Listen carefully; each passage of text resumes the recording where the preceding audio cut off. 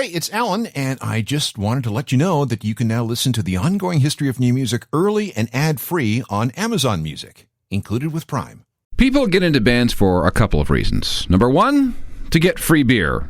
And number two, to get more sex. If you're in a decently popular band, the chances of you getting one or the other are automatically better than those enjoyed by the general public. But within the band, there are discrepancies. The lead singer and that hot guitarist tend to get the most attention, the most adoration, and the most action. That leaves the bass player and the drummer to do the best that they can. And maybe get some scraps every once in a while. This is often extremely unfair because these people form the foundation of any band's sound, the bass and the beat. And you know what they say, you can have the greatest front person on the planet and the flashiest guitar god in the universe, but if you ain't got that swing, you ain't got a thing. So we're going to salute the people at the back of the stage. The people who lay down the grooves so that the guitarist and the singer have something to work with. These are new rock's greatest rhythm sections. This is the Ongoing History of New Music podcast with Alan Cross. Can't stop, addicted to the shindig. Chop, chop, he says I'm gonna win big. Choose not a life of imitation. Distant us into the reservation. The Red Hot Chili Peppers, featuring the backbone of Flea on bass and Chad Smith on drums, and together they form one of the great rhythm sections in all of new rock. We'll get back to them in a little while. Welcome to the show. I'm Alan Cross, and this time we're all about beats and grooves, the fluid low end that makes you want to move. And we're talking real grooves, too, nothing made with a machine or cooked up on Pro Tools. A good rhythm section can turn an average or even mediocre band into something really special. These are the people who establish the heartbeat, the pace, the bounce, the slinkiness, the foundation for the melody and the lead instruments. If the kids are going to dance and have a good time, you gotta have that bottom end. There are exceptions, but in the vast majority of cases, this job falls to two people, the drummer and the bass player. The drummer establishes and holds the beat. The bass is that bridge between rhythm and melody. It's percussive, augmenting the drummer's beat, and it's also the melodic backbone for whatever the lead instruments are doing. The greatest drums and bass combinations are seamless. Playing styles and senses of timing are totally complementary. Maybe there are really, really tight players who hit every note and every beat with machine-like accuracy. Or maybe there's a slight lag or relaxed feel to what they do. Whatever. The drummer and the bass player have some kind of psychic link so that once the beat and the groove starts, everything just flows and everything just falls into place. Now let's go back to the Chili Peppers for a second. Flea, whose real name is Michael Balzery, by the way, is considered to be one of the greatest bass players in the world. He is so good that he has been hired as a studio musician by everyone from Alanis Morissette to Mick Jagger to Johnny Cash. Remember that Young MC hit, Bust a Move? That's Flea on bass. Flea grew up in a household where the main music was jazz. In fact, his first instrument wasn't bass, it was the trumpet. He didn't start playing bass until high school, but because of his hardcore jazz background and because of his fascination with funk, Flea quickly developed a unique style that has been copied by millions all over the world. In fact, Flea's a little annoyed by this. If you listen to albums like Blood Sugar Sex Magik, you'll hear Flea doing the slap thing with his strings. Doesn't do that much anymore because after the Chili Peppers blew up, everybody started with the slap technique. His partner is drummer Chad Smith, a big, hard-hitting dude from Detroit who grew up listening to the relaxed rhythms of Motown. He was the last guy in a line of 30 people to audition for the gig when it came available in 1989, and he almost didn't make it through the audition, but there was something in Flea's head that kind of clicked. He and Flea started to jam, and he's been a Chili Pepper ever since.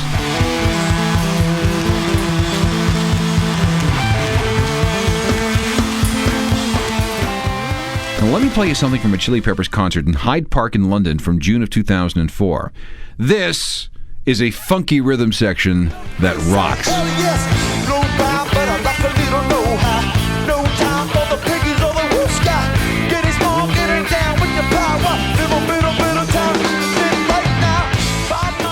The Red Hot Chili Peppers, anchored by the awesome rhythm section of Flea on bass and Chad Smith on drums. Continuing on, in no particular order, there are, or at least there were, the Talking Heads. Out of all the bands to emerge from the punk and new wave scene of the late 70s and the early 1980s, the Talking Heads were easily the most rhythmically complex. Thanks in part to producer Brian Eno, the group created some pretty slinky and funky grooves which took post-punk musicianship to new levels. The bottom end came from the husband and wife team of Chris Frantz on drums and Tina Weymouth on bass. They met while attending art school in Rhode Island and decided to move to New York with singer David Byrne in the middle 1970s. Early Talking Head stuff was in basic 4/4 time, but by the time they got to the 1980s, things had, just listen for yourself.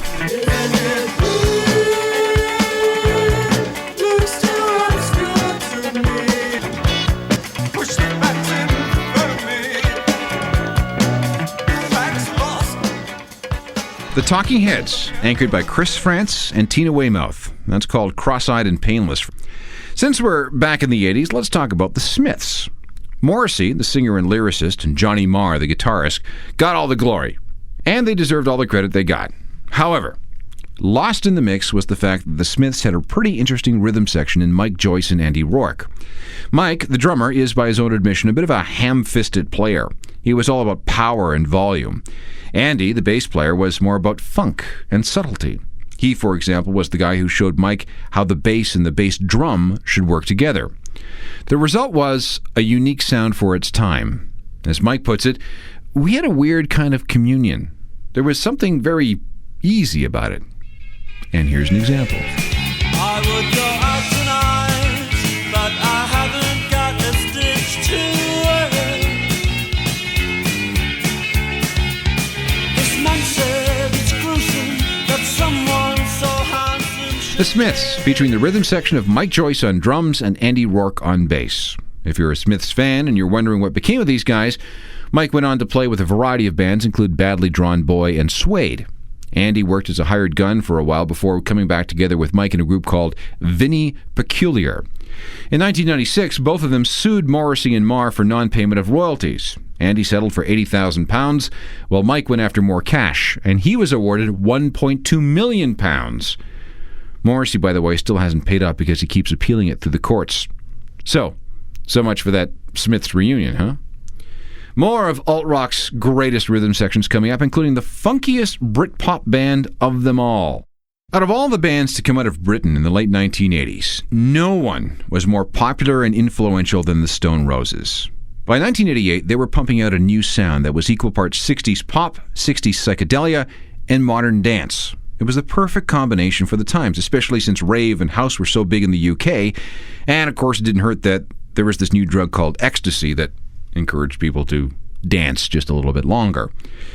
That Roses dance groove was held down by Rennie and Manny.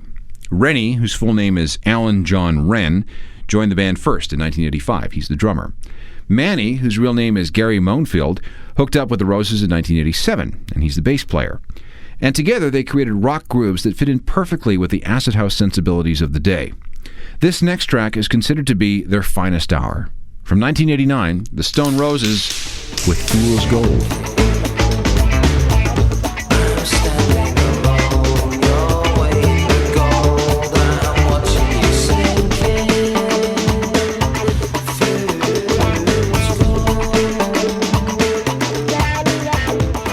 The Stone Roses with Fool's Gold, a groove held down by Rennie on drums and Manny on bass. Rennie was the first guy to leave the band when things began to disintegrate in the middle 1990s, and he's been mostly out of sight since then, although rumors say that he's done a Dave Grohl and switched to guitar and is now working on solo material. Meanwhile, Manny has been working with Primal Scream over the past couple of years.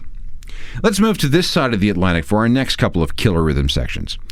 One of the things that made Rage Against the Machine so cool was that bottom end. Out front, singer Zach De La Rocha and guitarist Tom Morello were brilliant enough to realize that for the band to really work, they had to give the rhythm section room to breathe. At the back of the band was bass player Tim Bob, or Tim C, or Tim Comerford, take your pick, and drummer Brad Wilk. Zach had known Tim since they were kids, growing up south of Los Angeles in a place called Irvine. Mom was a mathematician, while his dad was an aeronautical engineer who actually worked on the space shuttle. Tim and Zach formed their first band in grade 7, something they called Juvenile Expression, after Zach taught Tim how to play bass along with the Sex Pistols' Nevermind the Bollocks album. After that, Tim spent hours trying to learn Geddy Lee's parts in all the Rush albums he could buy. Brad was a Kiss fan from Chicago who started out on guitar before he became a fan of Who drummer Keith Moon. He soon got deep into lessons from some serious jazz pros, and his hero was a guy named Elvin Jones, from whom Brad learned some very, very funky grooves. He also studied James Brown and George Clinton records and learned how to insert a microsecond delay into his timekeeping, something that's essential to a good groove. While living in the San Diego area, he played in a band called Indian Style, who had a singer by the name of Eddie Vedder. Yes, him. Everyone in Rage found themselves through some Musicians Wanted classified ads. They recorded a 12-song cassette in 1991, and by 1992, they released their major label debut, which was basically that same cassette, with just a few alterations.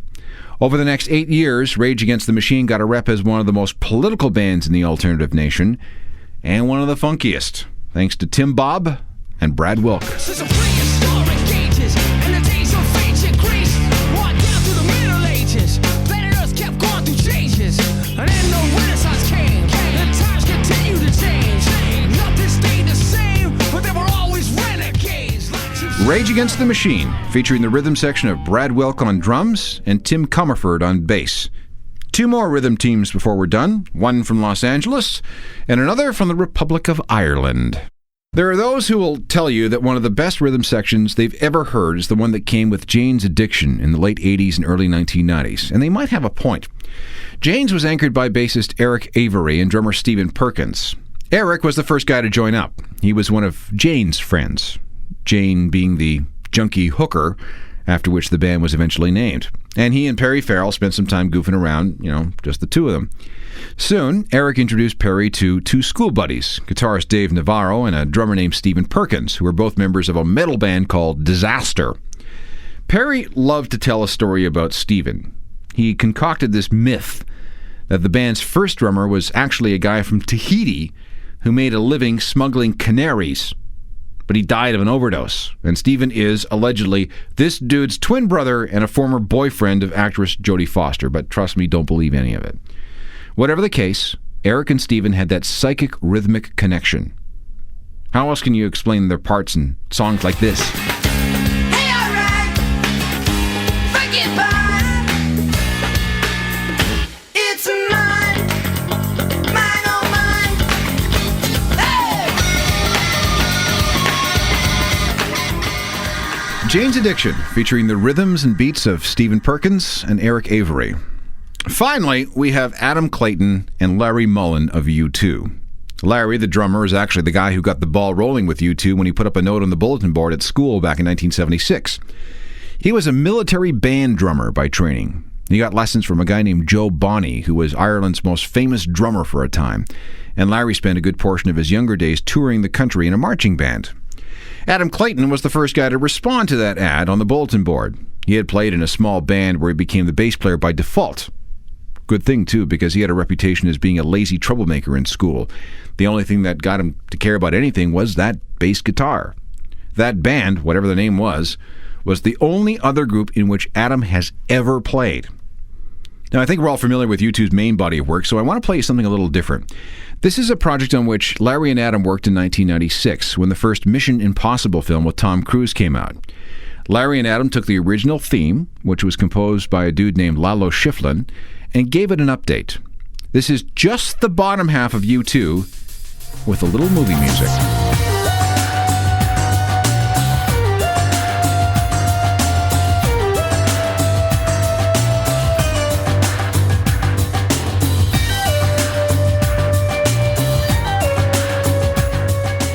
One half, the rhythmic half of U2, Larry Mullen on bass and Adam Clayton on drums, and their version of the Mission Impossible theme, which was released as a single in 1996. This show does not by any means feature any kind of definitive list of the best rhythm sections in the history of new rock. It all depends, I guess, on what you mean by best. Could it be the rock-solid jet engine rhythms of the Ramones? Possibly. How about the way Dave Grohl and Chris Novoselic meshed together when playing with Nirvana? Sure, you can make an argument for that. A big part of Pearl Jam's success has been their bottom end, despite the fact that they've changed drummers so many times over the years that few people can remember all their names. Hey, Korn is pretty good. Any number of ska bands might fit the bill. Bottom line is that we couldn't possibly cover them all here, but hopefully, if you don't already, you have a new appreciation for the guys and women in the back, behind the singer and the flashy guitarist. Maybe you'll be a little more inclined to listen a little more carefully to the low notes and to the beats, and most importantly, how they can work together so beautifully. Technical production for all this is by Rob Johnston and Andrew Leung. I'm Alan Cross. You've been listening to the Ongoing History of New Music podcast with Alan Cross. Subscribe to the podcast through iTunes, Google Play, Stitcher, Spotify, and everywhere you find your favorite podcasts.